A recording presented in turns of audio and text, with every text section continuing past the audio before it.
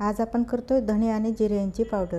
कारण आपल्याला धणे जिऱ्याची पावडर रोज जरी नाही म्हटलं तरी आपल्याला बऱ्याच भाज्यांमध्ये त्याचा उपयोग करावा लागतो। त्यासाठी आपण आता धणे जिऱ्याची पावडर तयार करूया। नमस्कार, डेस्टिनेशन चॅनलमध्ये तुम्हा सर्वांचं खूप खूप स्वागत आहे। तर सर्वात आधी आपण धणे आणि जिरे चाळून घेऊया।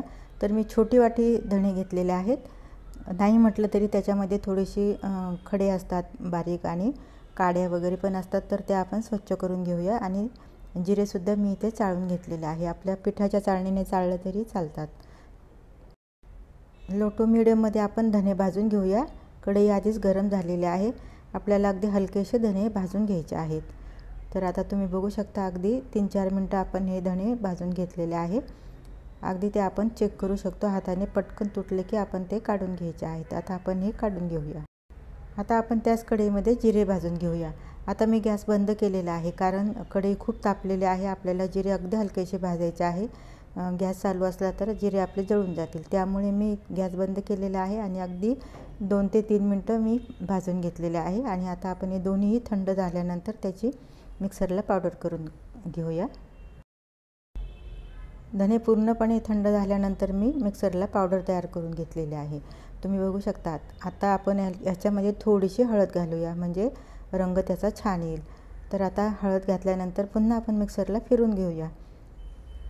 आता हे बघा, तुम्ही बघू शकता किती सुंदर कलर आलेला आहे, अगदी छान आणि मस्त त्याचा सुगंधही सुटलेला आहे। ही मस्तपैकी आपली धण्याची पावडर तयार झालेली आहे। तुम्हाला असं वाटत असेल आपल्याला चाळायची गरज आहे, तर आपण गाळणीने चाळून पण घेऊ शकतो। मी इथे अगदी बारीक केलेले आहे, त्यामुळे चाळायची गरज नाही। तर आता तुम्ही बघू शकता किती सुंदर कलर आलेला आहे आणि याचा सुगंधही पूर्ण घरभर पसरलेला आहे। नंतर आता आपण जिरे मिक्सरला काढूया। जिऱ्यामध्ये आपल्याला काही घालायचं नाही, आपल्याला असेच जिरे मिक्सरला लावून घ्यायचे आहे। आता हेही आपण बारीक करून घेऊया। तर आता हे बघा, जिऱ्याची पावडर सुद्धा तयार झालेली आहे। आणि आता आपण काचेच्या बरणीमध्ये भरून ठेवून देऊया, कारण ही जिऱ्याची पावडर मी जास्त दिवसासाठी केलेली नाही, अगदी महिना ते 1.5 महिना जाईल इतकीच केलेली आहे।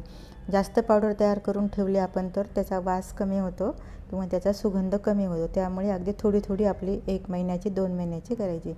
तर आता मी ह्या बरणीमध्ये भरून ठेवलेली आहे। नंतर आपण धण्याची बघूया। तर आता तुम्ही बघू शकता आपली ही धण्याची पावडर सुद्धा तयार आहे। ही पण आपण बरणीमध्ये भरून ठेवूया। दोन्ही पावडर मी अगदी महिना ते 1.5 महिना जाईल इतक्याच तयार केलेल्या आहे, कारण त्याचा सुगंधही टिकून राहतो आणि ते खराबसुद्धा होत नाही। हे बघा, दोन्हीही पावडर आपल्या अगदी झटपट तयार झालेले आहे। हे आपण एका एअरटाईट बॉटलमध्ये भरून कोरड्या ठिकाणी ठेवून देऊया, म्हणजे जिथे त्याला हवाही छान लागेल आणि खराब पण होणार नाही।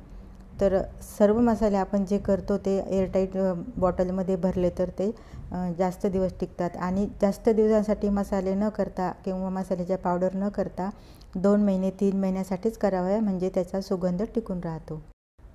तर तुम्ही अशाच 1 किंवा 2 महिन्यासाठीच धणे जिऱ्याची पावडर तयार करून ठेवा, त्याचा सुगंधही छान राहतो आणि खराबसुद्धा होत नाही।